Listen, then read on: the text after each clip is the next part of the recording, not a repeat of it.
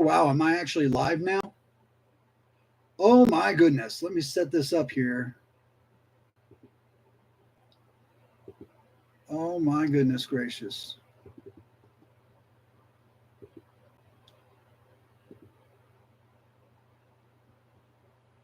Oh, my goodness gracious. Are we live?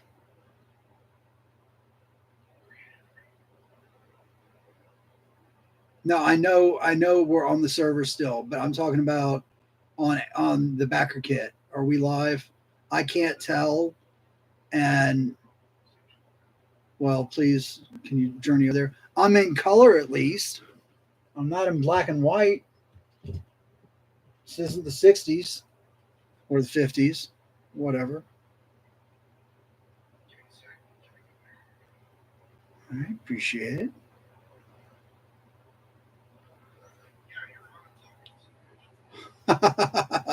Awesome. Well, we can stay in the chat room for a little bit here. I mean, it's just us, see if somebody else jumps in. I suppose I should go ahead and do my hellos and whatnot. Hello, my name is Inigo Montoya. Anyway, so yeah, here I am again. My name is Edic Padraig. I'm the, what am I again? The project manager of Haphazard Projects and the lead designer for the Aethyrblood Chronicles. There we go. I got it all again. Okay, cool. Having said that, the past 3 times I've tried to log in to do this live stream failed, and I've had to re-input the entry information like 3 times. So if you go on YouTube, it's going to say like, I'll edit this later right now. So, you'll have to forgive me for that.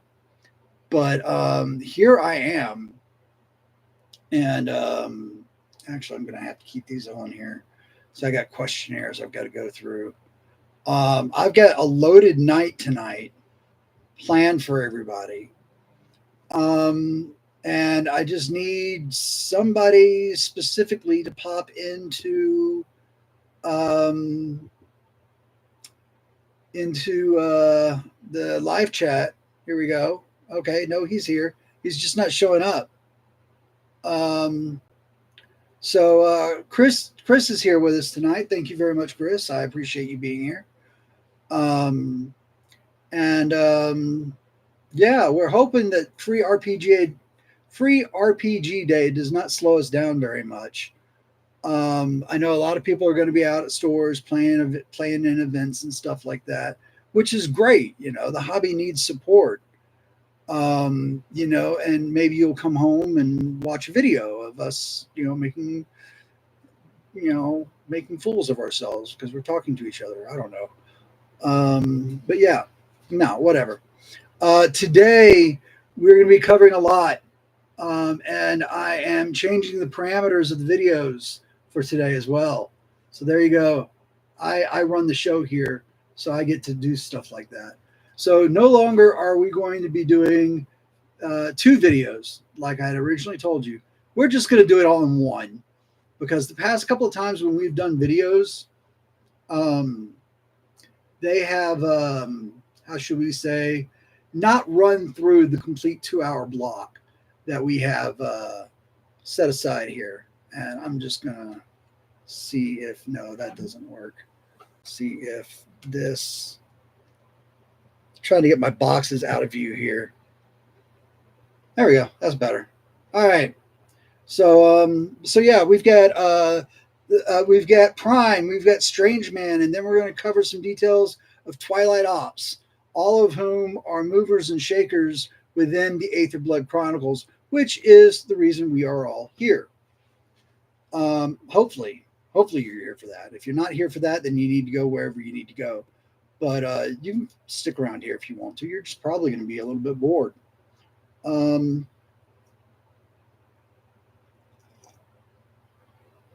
I found tea, Chris. I found that I had tea, so I made some green tea with lemon. If you ask me, it doesn't come with enough lemon. False advertisement. So I guess we can go ahead and get started. And as people show up, we can kind of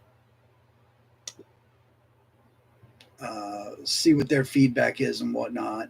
But for now, I'm just trying to get the outline of everything over to one side.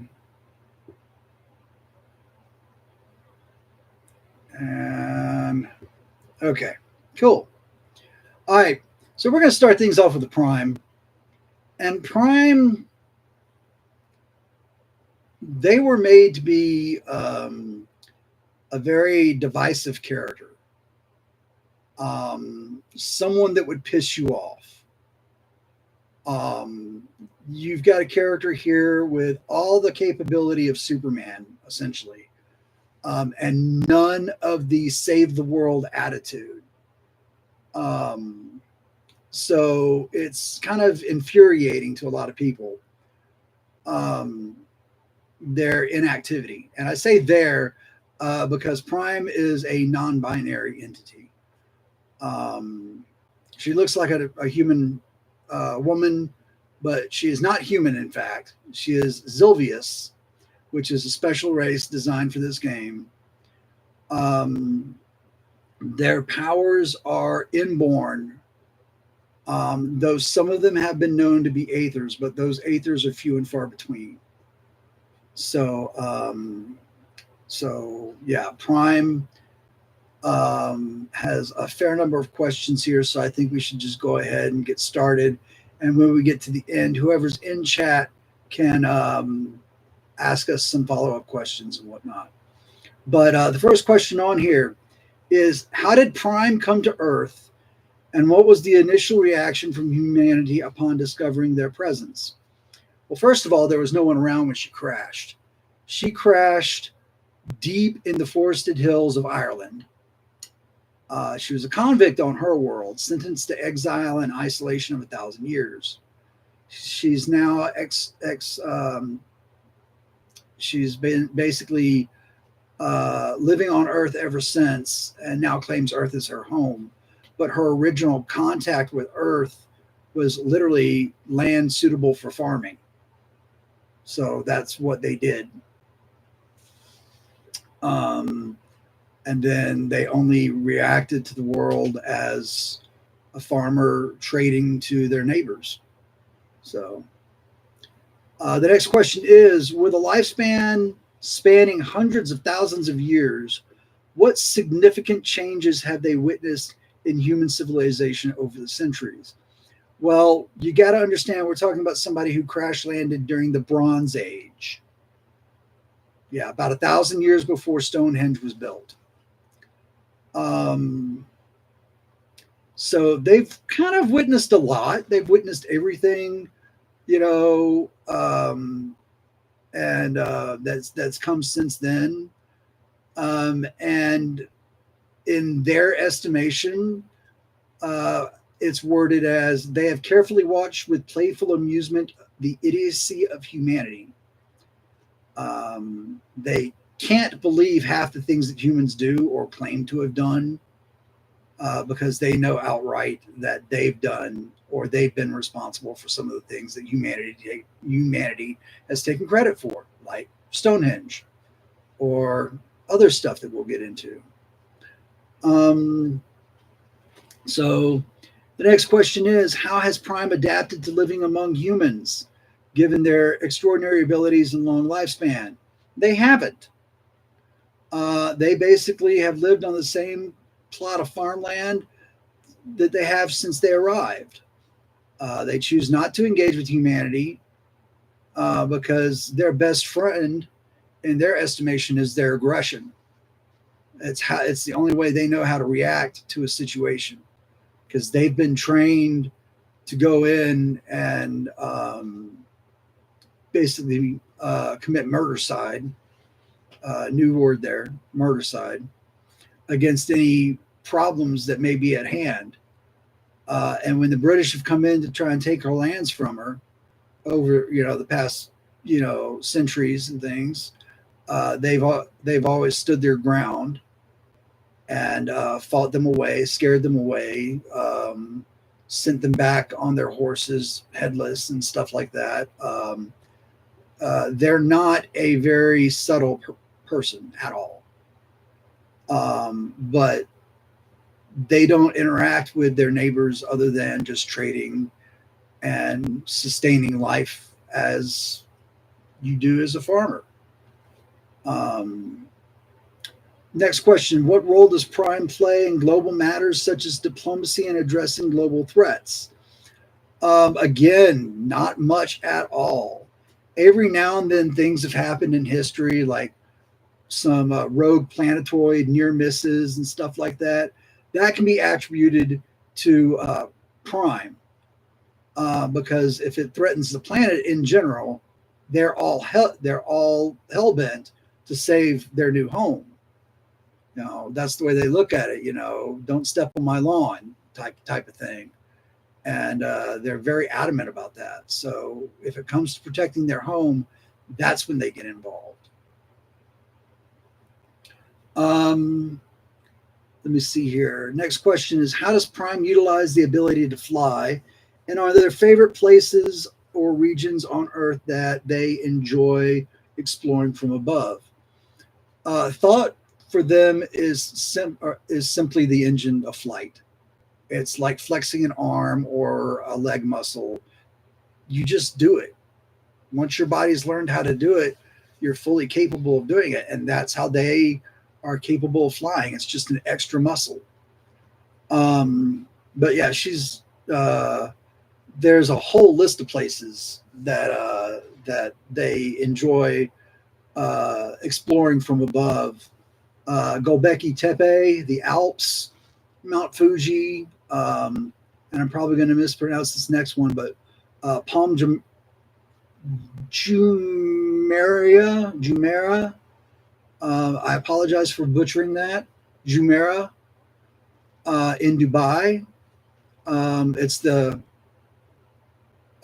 they built it up to look like a palm frond from the air, and it's a really really beautiful place. And she enjoys flying over that. The Nazca Lines of Peru, of course, the Uffington Horse in Oxfordshire, and Randy's Donuts in LA. And that's a little Iron Man reference there, if you didn't know about that one, which is apparently a reference to something else, which I have forgotten what that was a reference to.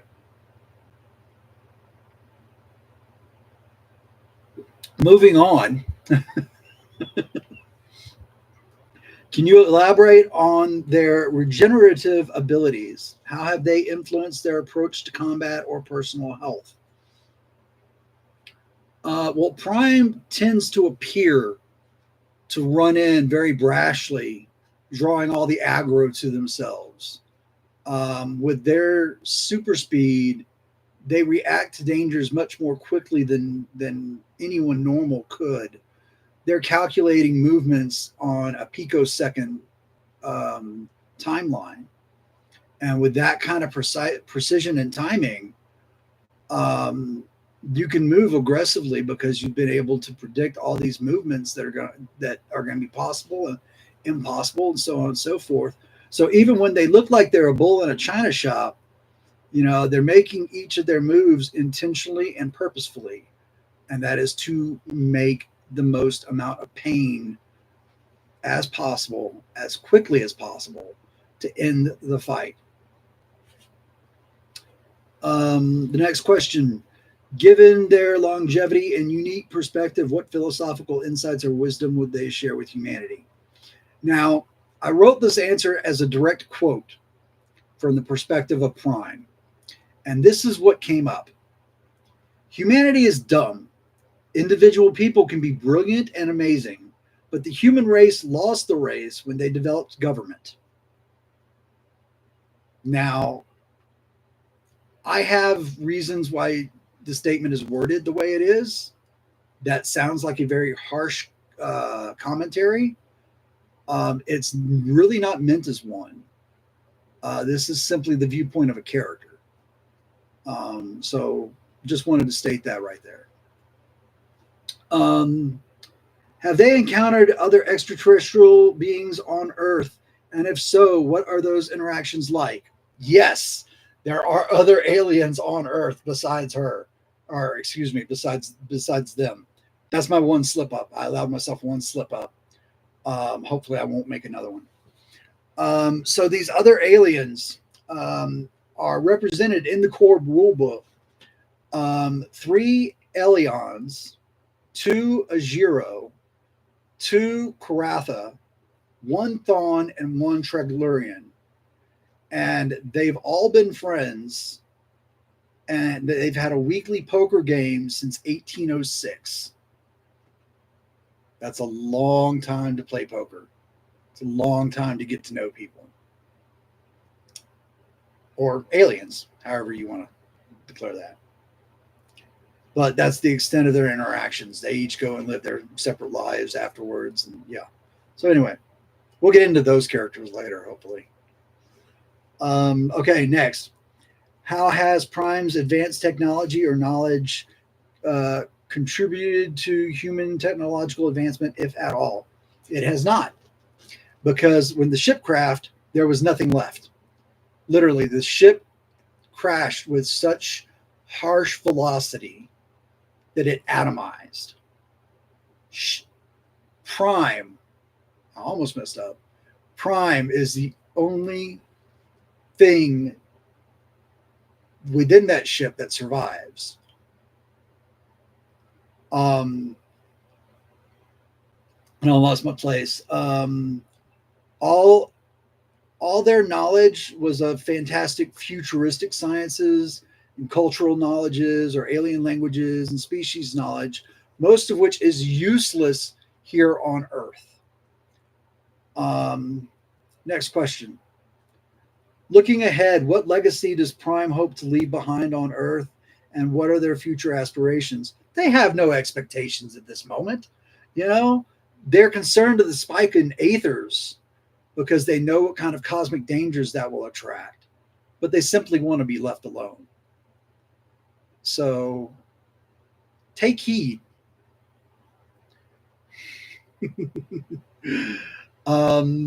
How has Prime's presence on Earth influenced cultural exchange between human and other civilization or species? Prime and others of their kind are responsible for Gobeki. No, I'm mispronouncing this. Gobekli.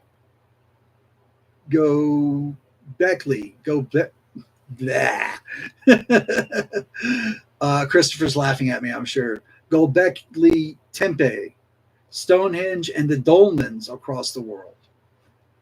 The reasons are, I'll get to in just a second. Prime helped build Stonehenge as means of trying to get in touch with their people out in nearby star systems, but to no avail.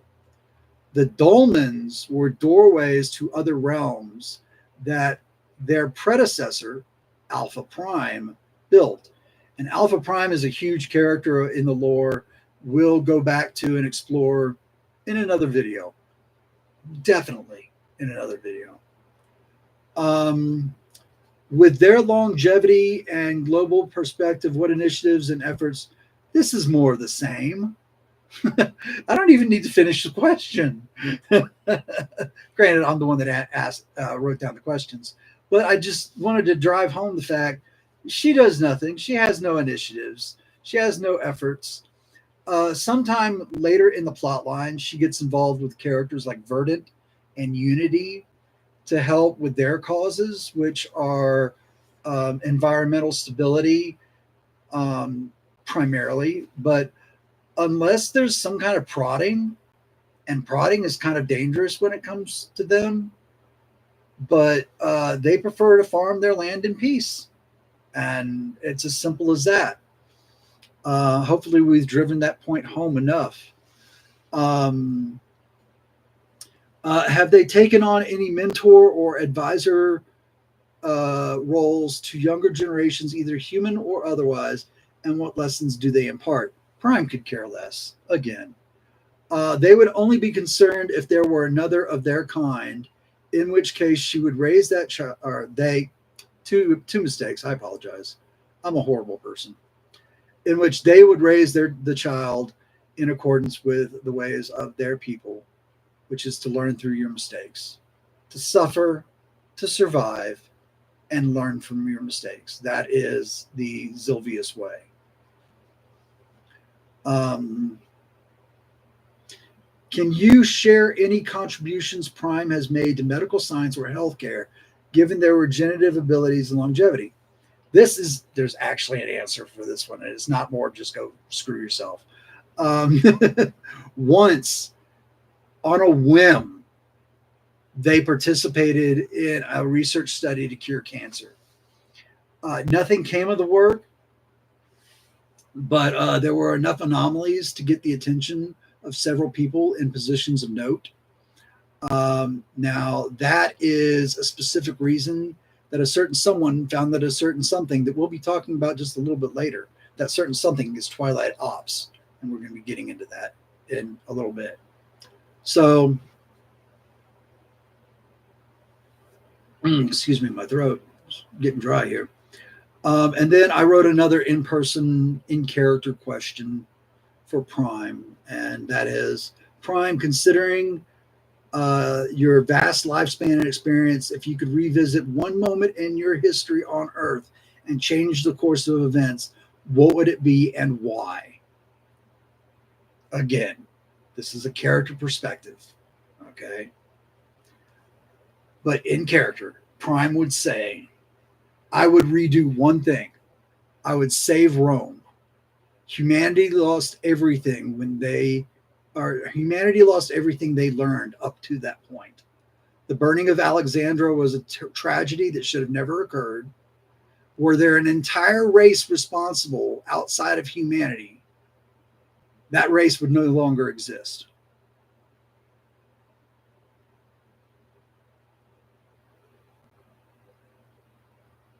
So that brings us to the end of the questions for Prime. I hope it was illuminating. And let me see here. We've got nobody here. Christopher, are you still here?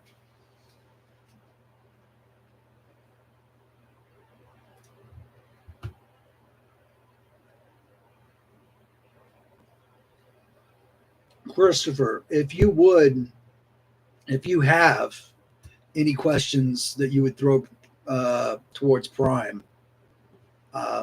give us a few, please. And then, once we're done, we'll move on to the next character.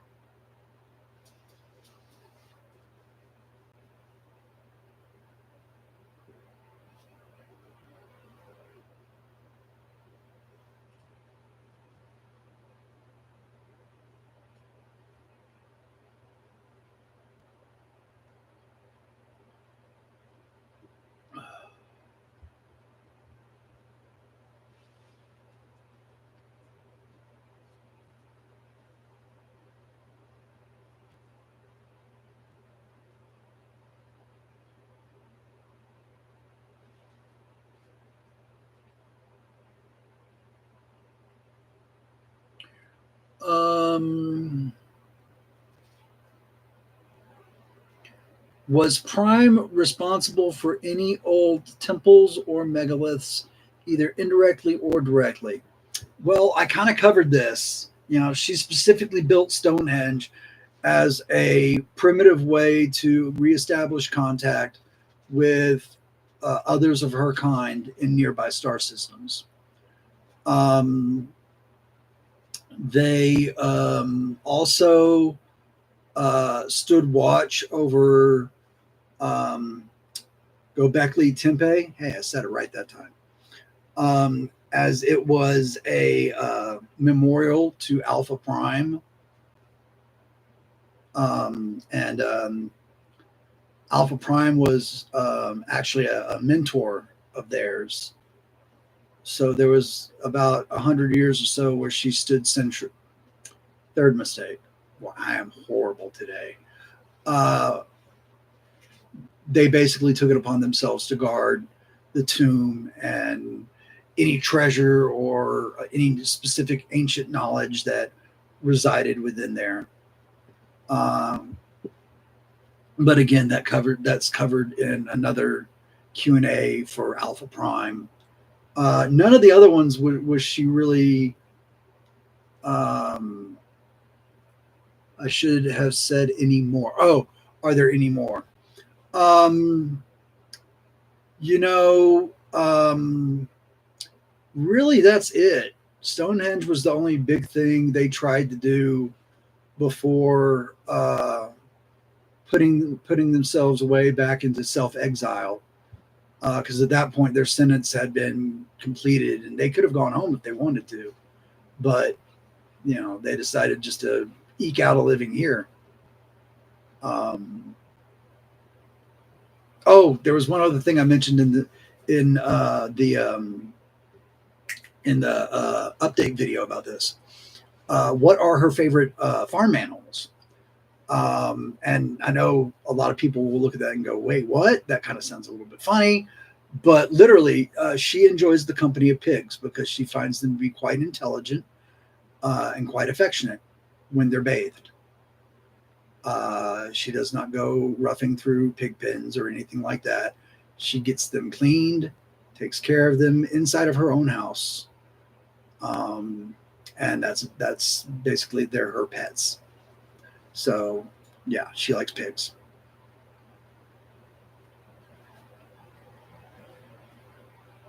Anything else?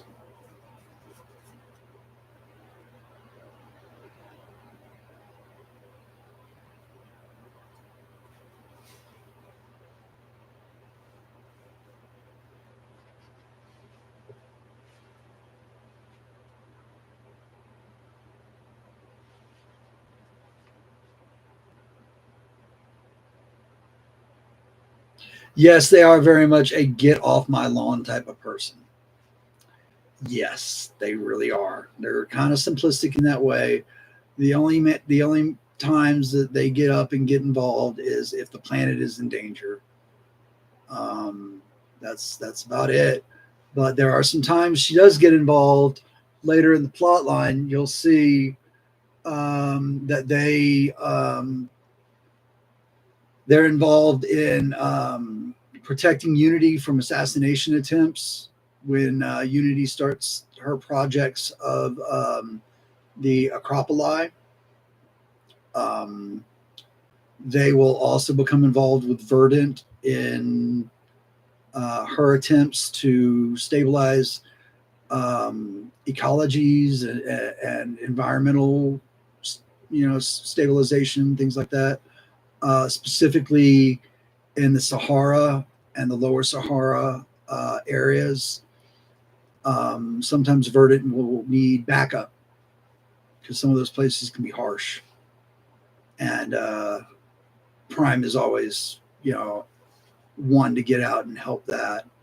But yeah, for the most part, home, farm, get off my lawn. It's when crapola, excuse me, it hits the fan is when they get involved. And if you read in the book, there are parts in the timeline where it gets to that point and they will come out and lend assistance just as readily as anyone else. So I think we're going to wrap things up with that. I hope you enjoyed learning about the dodgery old man that Prime is, the get off my lawn type of man. Derogatory comment towards the character implied and afflicted. I'm going to drop that right there and just leave it. But yeah, the book will show you a lot more. My hope is other people will watch this video and be interested in those other times that they interact with the world and what that might look like. and hopefully they'll post some more questions and we can continue this conversation over Prime a little bit later, because they really are a very interesting character despite how boring they look on the surface. Um, they have a lot of color in their history. Um, as far as spending time in Ireland, like the problem in Ireland of having no Irish accent, um, and being called English or French or something like that at certain points in history was very much a bad thing for them. Um, but I guess we'll get into stuff like that a little bit later. If people are interested in continuing this conversation, just post questions on YouTube, post questions on BackerKit, Facebook, Discord chat, wherever I may be, and we'll talk about it then. If not, we'll move on now to the Strange Man. Now, this is where it's going to show, but the past couple of days, I've been very sick and some other unpleasant things have happened, and we're not going to talk about that right now. But the end result was I did not get to finish the questions for Strange Man. I got the questions down. I didn't write out the answers, so I'm going to be answering these basically as we go, which I know all the answers. I can look up all the answers. That's not the problem. So I'm just letting you know that I can't just read to inform you. So the Strange Man, Q&A. All right. So why is he called the Strange Man? Well, this is actually very simple. Even from a very young age, his enhanced intelligence and spatial awareness marked him as a very special and gifted child. Then again, you have to keep in mind this was in the far future, that I have to look up the exact date of right now. Go backwards. Oh, we're right there. Okay. Born in 3249. There's a number for you. So yeah, this timeline does have a continuance. The end of the world is not necessarily the end of the world. But anyway, did I let that cat out of the bag? No, I did not. No, I did not. Okay. So anyway, ever since a young age, his parents thought he was a little off, a little strange. And as he grew, and when he became an Aether, the strangeness around him just seemed to accentuate itself. So literally people would just be like, that's a strange man. So that's what people started calling him. And he just kind of shrugged it off and just started answering by it. Strange man. Hello there, strange man. That's where he got his name. Kind of stuff. What are his powers? Well, he's got quite a few of them. He's one of the characters that's recently been updated. Because in reviewing the books before I make them available to all the backers, that's something else I forgot to do. We'll talk about that a little bit later. But I had a couple of underpowered characters for the hype levels that they were at. And Strange Man was one of them. So I gave him a little bit of an update, not much. But his powers include copying and bestowing arcana, transmutation, superhuman stamina, the ability of duplication, control time, control darkness, control machines, flight, blast, attack, positive aura. And this is a new edit, dimensional teleport, and then teleport and access extra dimensional space. Now, some of these kind of blend in together. He can only use dimensional teleport when he's traveling through shadow. So those two powers are linked. That is a new change that I've made recently. Um, Other than that, he's the exact same person he has been this entire time. So let's get back here to the questions. Get back here to the questions and get back here to the questions. Why won't these come up? There we go. Okay. All right. All right. Tea got cold. That's no fair. Let me deal with this real quick.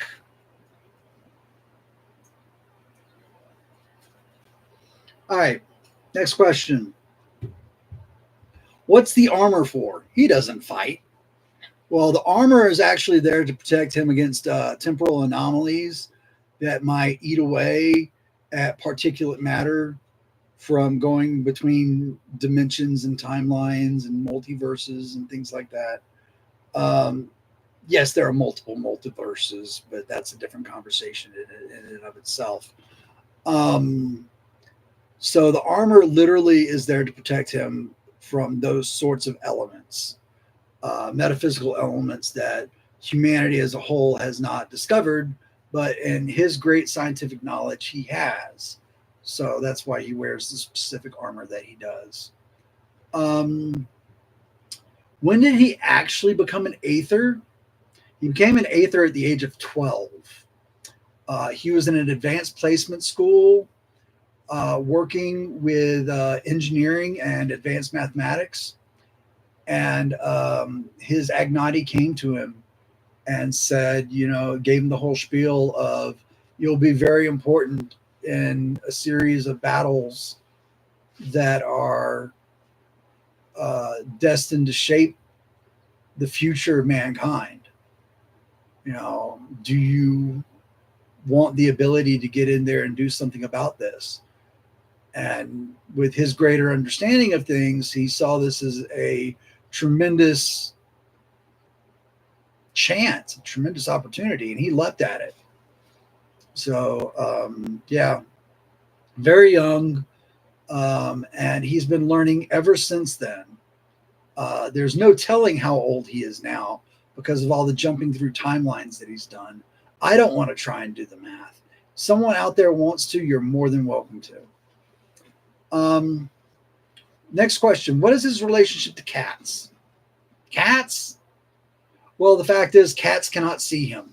This is his strangeness. Every character that is an Aether has a strangeness, a discombobulation of arcane energy that surrounds them. It kind of echoes through the empathic link they have with their Agnati, and it influences the world around them. And the way his influences him is that cats cannot see him ever. Very, very funny. Yeah, I know. So next question. What is his relationship with the Quipster and the Monotone? Okay. So the Quipster, we haven't been able to talk about Quipster yet. Quipster is clinically insane. He's kind of on the Deadpool level, except he doesn't break the fourth wall. He should, and I'm thinking about giving him that ability, but as of right now, he cannot. Because breaking the fourth wall is a relatively new thing that I put into the game. But Quipster is actually, despite his tremendous break insanity, he is a tremendous engineer. He can't explain anything to you, but he can put together these wonderful machines when he has the right tools. And then he's like, I've got a cryo ray, and it looks like a toaster oven with spikes coming out of it, like a spiker gun from Halo or some crap like that. And it's like, it shoots icicles, and it does, and it should not work whatsoever, but it does. And so every now and then he will cooperate with Quipster to make some really incredible machine that in a pinch will save the day. He's also worked with Monotone extensively. The two consider themselves to be friends. So there's that. Um, the next question is, how do the Ignati influence or regulate his powers? And does he have any direct interaction with these cosmic entities? Um, they gave him the powers so that he would not be regulated. He is a free agent in going around and doing the one thing that it was needed to be done, controlling the time flow of the multiverses, which combined to create the omniverse is basically the term that we're using for the Aethyrblood Chronicles. The omniverse is all realities in one. Multiverse is too small. We had to go bigger. Uh, so he does have direct interaction with more than one Agnati, because essentially what happens is his Agnati will get word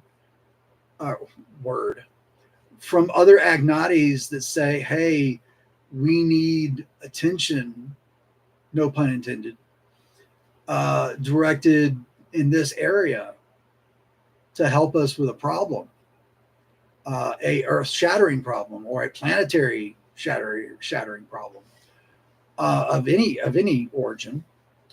And at that point in time, Strange Man is faced with the decision of sorry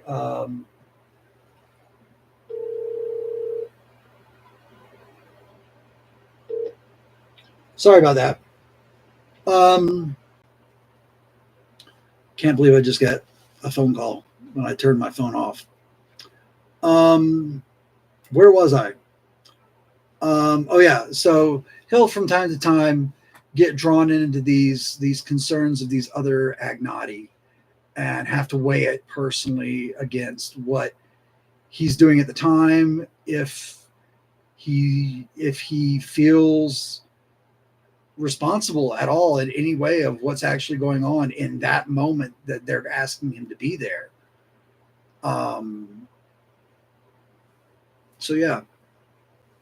Next question, because I was losing my steam with that first one because of the distraction. What does it mean to be an Aether in his world, and how has that shaped who he is? Being an Aether, as far as he's concerned, is an opportunity. The words are interchangeable. So he looks at it as we're given a responsibility to do something, and we are paid tremendously for our attention. Again, no pun intended. So we should do our jobs. It is a servitude, yes, but it is one that we should take seriously. And that has taken him to a very unique place in his attitude. I mean, it's completely shaped and changed who he is and how serious he takes the circumstances around him. We're talking about somebody that can freeze time and analyze everything going around in the entire world, time-wise, in an instant, or a seeming instant, an hour within an instant, or however long it may take him. And then that instant's gone, and he knows everything he needs to know. That's power. That's why the Strange Man ranks up there as one of the most important characters. And he takes that job very seriously. Next question. What are the consequences of the Strange Man use of his temporal power? We've already touched upon it. There are various microbes and elements and things that you come in contact when you cross dimensional folds. And that can occur as well when you're traveling through time, although it takes more time for those things to build up. It's more the traveling through the dimensions the way he does when he's breaking multiverses and things like that. And it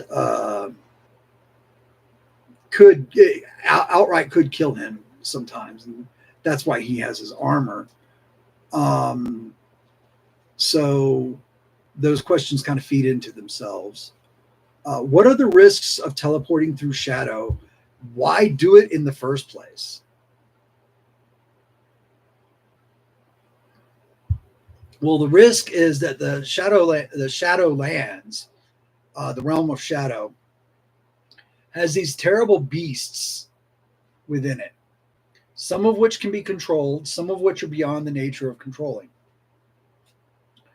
Um, and these beasts will attack you while you're in the darkness, while you're trying to jump from shadow to shadow.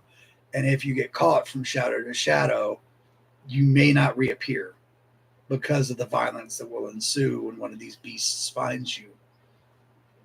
Now, Strange Man is usually powerful enough to command them, to leave him alone, but every now and then one has grown so powerful that it is beyond his natural scope to contend with. And that is when he does his best to evade. He uses his staff, which we'll get to in a minute, to distract them, and then he tries to bypass the situation completely because he is not a fighter. He is not a fighter. Being able to freeze time and travel independently through elements of darkness and shadow is usually enough for him. Why do it in the first place? Because it's fast. Because he's found out that teleporting takes time. But somehow there's a slippage in shadow dancing, I guess he calls it, something like that, or shadow walking more appropriately. That takes no time. Literally, you're in one place and then you're in the next place. Pure teleportation, but without the lag. Because when you teleport, there's lag between your brain activating the teleportation, and then the travel is instantaneous, but then there's lag again when you reform. There is no lag when you travel through the dimension. And we're talking about someone who's used to acting on a picosecond scale. So of course, every fraction of a second is very important to this guy. So if he needs to shave those fractions off, that's what he's going to do to get where he needs to go. Next question. Are there any powers the Strange Man cannot copy or bestow? Excellent question. Because of his friendship with Monotone, he's realized he cannot copy or bestow the ability of Negate Arcana. Now, Monotone suspects that it's just that he can't copy it from the Monotone, and that other people might be able to be copied with that power. However, that power is so rare in the mythos of the Aethyrblood Chronicles that it might never be found out, because there's like 2 other characters that I've created that have that, and maybe 1 other character. I can't remember exactly. It's either 1 or 2. Monotone's not the only one. I think he's 1 of 2. But yeah, until Strange Man finds that next person, there's no way to tell. Or your character. You never know. And then that would be up to your composer to decide. Because I haven't made a decision yet. I will one day. Are there any synergistic ways in which the Strange Man's powers can be used? Well, I've already talked to you about the dimensional teleportation and the ability to control darkness. But also control time and copy Arcana and bestow Arcana. This is really neat trick he does. He can summon a flashback of a individual of power and copy that person's power in his own present time, and even bestow that power upon another person if he so chooses. And he's met a lot of Aethers in his time. It's costly for him. It does cause him some strain to do such a thing, but it can be done. So, what kind of problems does the Strange Man face with the specific powers and capability he has? I don't know how that question snuck in here because we've already kind of answered that. So we're going to ignore that question for now. I don't want to reiterate stuff. How does he retain any semblance of normality with his vast arrays of powers and responsibilities? He plays checkers. He plays chess. He plays cards.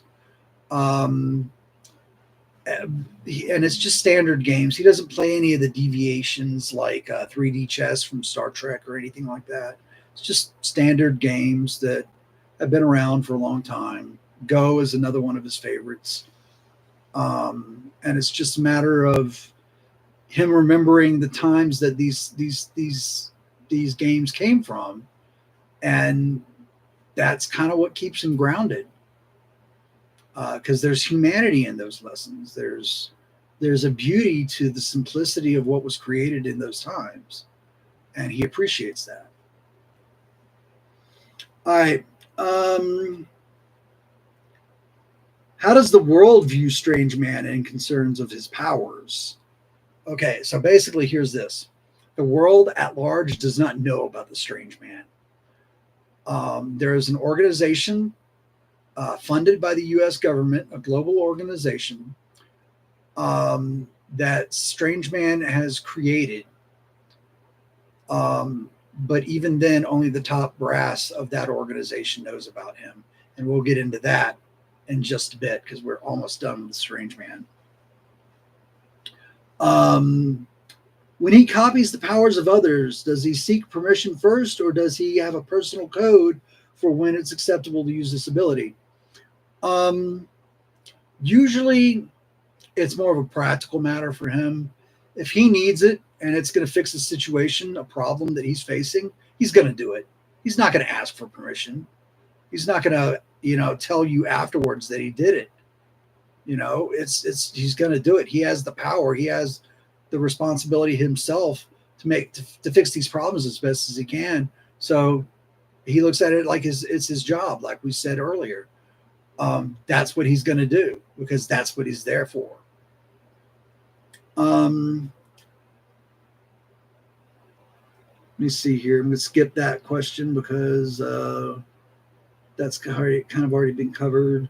With the power to control time, darkness, and machines, how does he navigate the ethical implications of potentially altering significant events or affecting large groups of people? Remember at the end of the last video I made where I explained that etheric powers are magic? They're not based on real world physics. This is what you have to understand for etheric powers in general, specifically when it appears for the Strange Man. If it works by magic, it works by intent. If it works by physics, it works by the laws of physics. And frankly, none of us really understand the physics of time. So why would I write a game where you had to understand the physics of time? So I just hand waved it and called it all magic. So magic is self-correcting. It forces itself to be the way it is in reality. So the way the powers work is they work as intended. If he intended to affect a large group of people, then it would. If he intended it to be a small scale event, something small that he can control, then that's the way it's going to come out. But you got to know that key factor of the game before you can understand why that's important for him.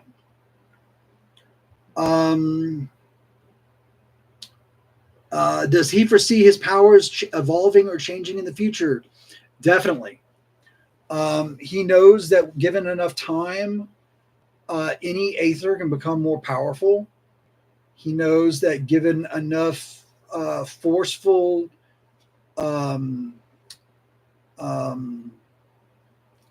evolution, and forced evolution is something that happens in the game. It's quite frightening when it does happen, but forced evolution is also something that can cause tremendous change in an Aether or casual or anyone else. And he acknowledges these events, and he knows he will probably not be in his current state uh, for long, because even as old as he is, he's lived long enough to see new powers come and old powers go. So, yeah. Um, can you? Okay, this one's actually more written to me. Can you share a specific instance where his ability to control time, darkness, and machines simultaneously was crucial in resolving a major crisis? How did he manage the complexity of using all these powers effectively? Um, well, first off, let's talk about the complexity of using them all effectively. If you gain first strike, if you roll the highest you can on an initiative, basically, you get to activate all your powers. Now, once you do so, they're active for the scene. So there's not much complexity to it. Has there been one crisis where he's used them all? Abso-freaking-lutely. It was during World War II, Nazi Germany. And I'm going to leave it at that. But he defeated what essentially could be defined as an army of demons, using his control time and machines power. They were literally being bottled into power cells. And afterwards is when he manifested his ability to control darkness. And he summoned shadow beasts to kind of clean up all the remains of the event, to where humanity was blissfully unaware of everything that had ever happened.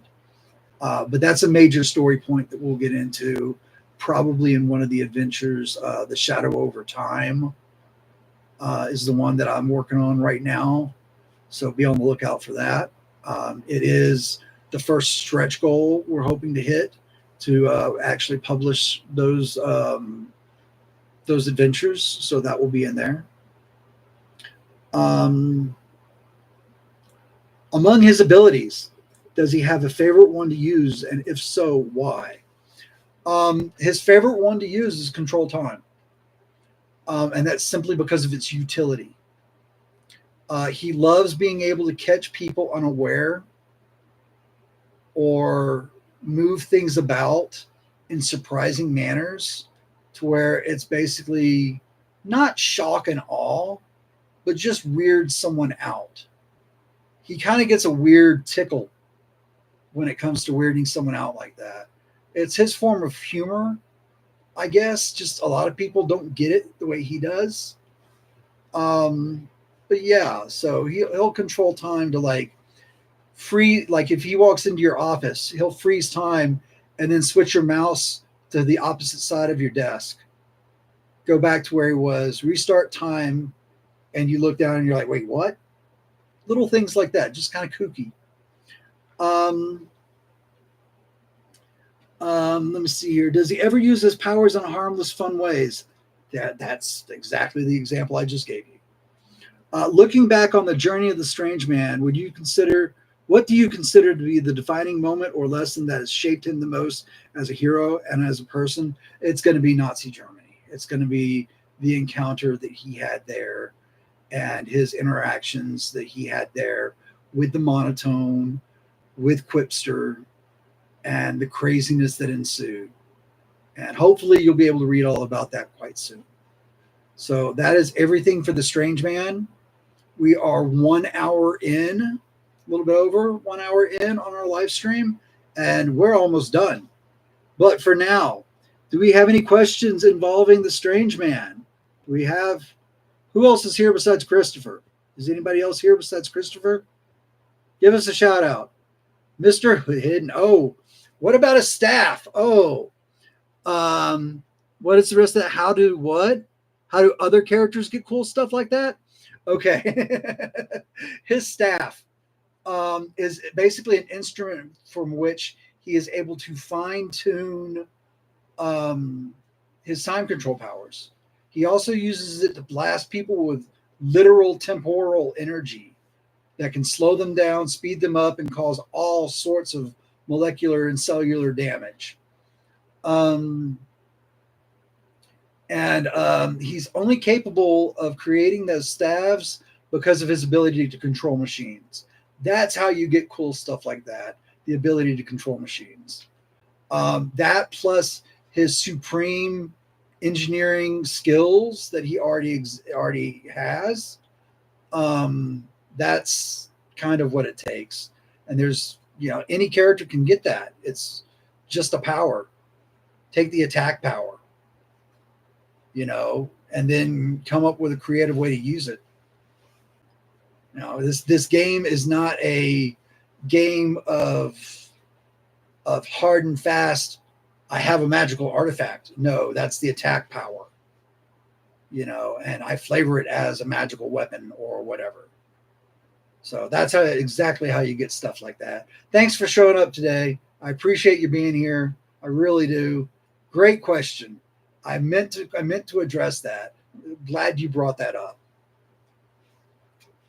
So, anything else before we wrap this up with the Twilight Ops Q&A?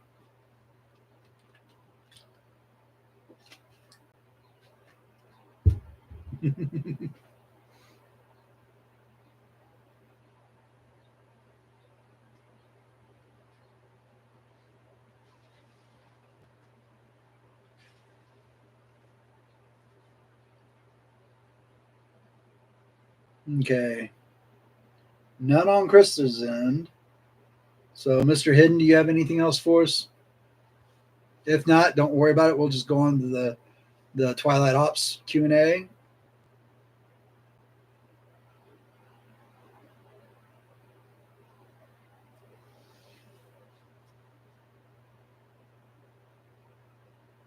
Okay. All right, then. So, over the course of the night, or the day, night, I guess it's night somewhere. Over the course of this live stream, we've talked about elements that have mentioned Twilight Ops. Twilight Ops, also known as TOPS, TOP capitalized, little less. And we're going to get into what this means because it relates to both characters, and is a very important thing for the background of the game. So, what does TOPS stand for? We just got into that. And what does it mean? Twilight Operations, it's a nod towards the fact that what they do is between time. It's between political and religious. It takes each Aether at its face value, but they always do research before attempting to make contact. They exist in non-time. And when they leave, it's like when they leave their personal bubble of non-time and they're deployed out into the world, they always call that the twilight, right before the dawn or right before the dusk. Dawn being a successful mission, dusk being the crapolas hit the fan. So that's why they call themselves Twilight Operations. They lend themselves towards those kind of terminologies. They think very highly of themselves, I guess.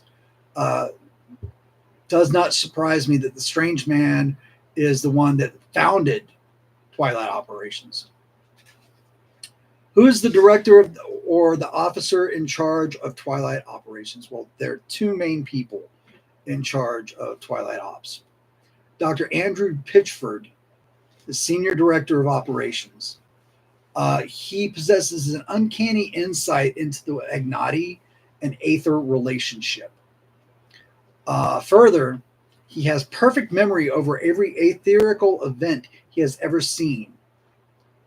In truth, he is a human who turned down the opportunity to become an Aether. Such individuals are known as renouncers. As a renouncer, Dr. Pitchford has just become pretty focused, but a little bit on the eccentric side, I guess you could say. If you imagine, I've got analogies for this character and the other one. If you can imagine Brent Spiner's character in Independence Day, that's kind of Dr. Andrew Pitchford. Just a little bit more collected than that character. The next character, just as important, Captain Franklin Matheson, the Chief Executive Security Officer. He's in charge of all policing matters. He is a full conversion cyborg. There's not an ounce of skin on him. He is mean and as gruff as they come. And the analogy here is think Butcher from The Boys and amp it up with American righteousness. He hates Aethers, and he hates the restrictions placed upon his policing policies by the Doctor. He wants to be more harsh with Aethers that break the law. The Doctor reins him in. What is their primary objective? And that is quite simply to police Aethers that break the law on a global scale. Not that they stick to only global crime, but that they police around the globe. They don't care how minor the crime is. If an Aether's involved, they're going to be there. Do they have a secondary objective? Absolutely they do.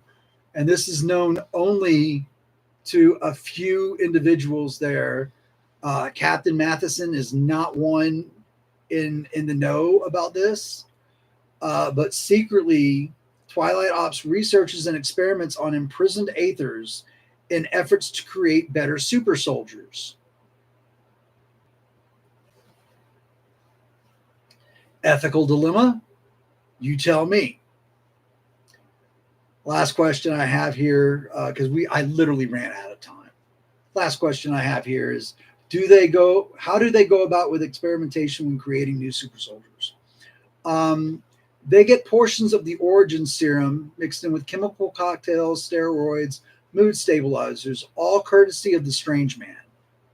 The Strange Man tinkers around with the exact amount of the serum for each individual candidate, making sure that it takes well to the subject. And so that way, it's not like one person can just take any one dose of the serum. They found that one dose ruling them all literally would kill most people. It burned them out quickly. And there's details about that in the book. But with the Strange Man's oversight, they're able to course correct and get the perfect combination to the perfect super soldier and hope that it comes out right. So I know I don't have much for Twilight Ops. This is where I'm hoping for a lot of questions. And then we'll turn it into an open Q&A if anybody has anything. So yeah, any questions about Twilight Ops?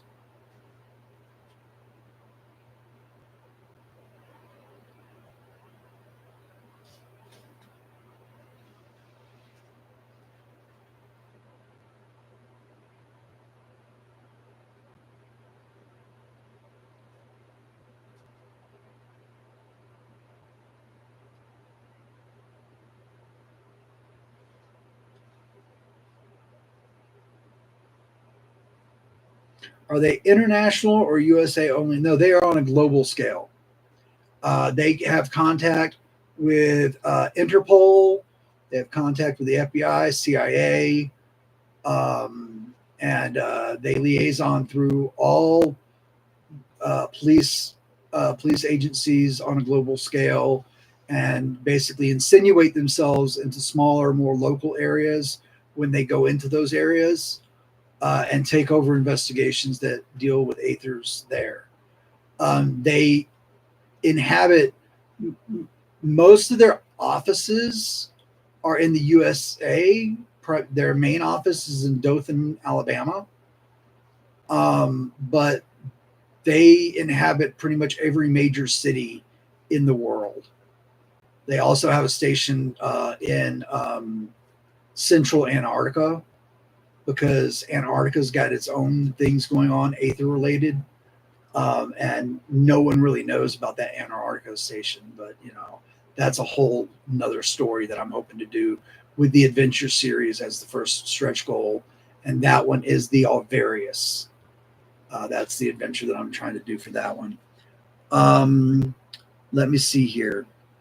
Have they ever run into their own evil counterparts from another timeline? Are we talking about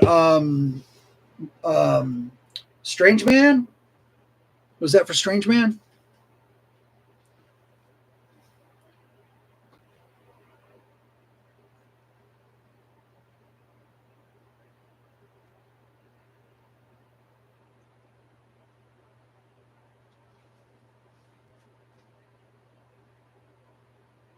Mr. Hidden? Was that for Strange Man?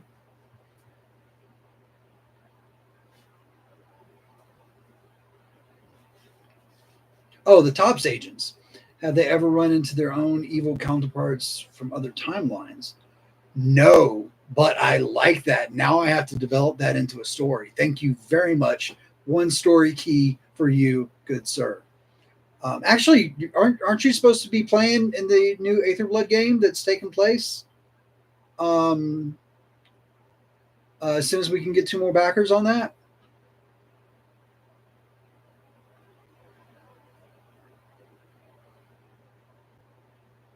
I'm trying to remember my backers correctly, but I've got a horrible memory. So, are you already signed up for that adventure, that campaign? I know there are time issues that we're still trying to figure out, but not on Tuesdays. You can't. Well, we're going to figure out. We're going to figure out a day. We're going to figure out a day. But that was you, wasn't it?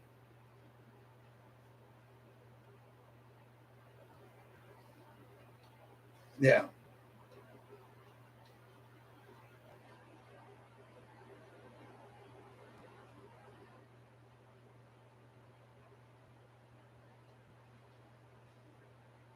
Okay. So basically, if we manage to pin down a day for this game that you can play at, I'm going to give you a story key for giving me that idea. Okay. So remember that next time you play in one of my games, you don't think so, but if I could, I will. Um, okay. If you play in the campaign that I'm going to get started here soon, I'm going to let you start with a free story key just for giving me that idea. All right. That is extremely cool, and I appreciate that greatly. Great story idea. I think that would be hilarious in so many evil ways.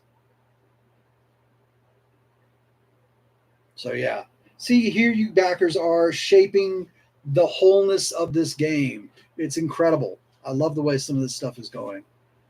Thank you very much for bringing that up. I owe you big time for that one.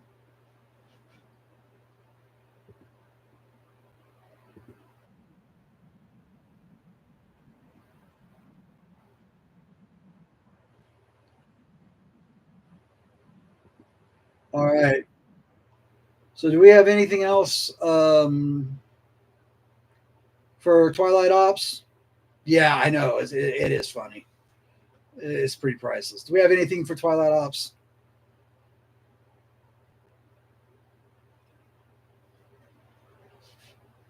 I get the feeling we're done, but I just want to make sure. Chris is useless today. He can't think of anything. I'm kidding. Chris has been a tremendous help today. I'm giving him a little bit of help. That was it for you? Okay. Well, I'm going to go ahead and call this the end for now. Again, though, if you have any questions or comments about anything that we've discussed today, any of the characters whatsoever, Prime, The Strange Man, Twilight Ops, message me here on YouTube, Facebook, Discord, the BackerKit. You've got all sorts of ways to get in touch with me. Ask me your questions. They will be attended to as quickly as humanly possible. thank you very much for watching this video. Thank you for coming and being a participant in this little experiment called the Aethyrblood Chronicles. Take care, happy gaming, and we will see you next time. Bye, guys.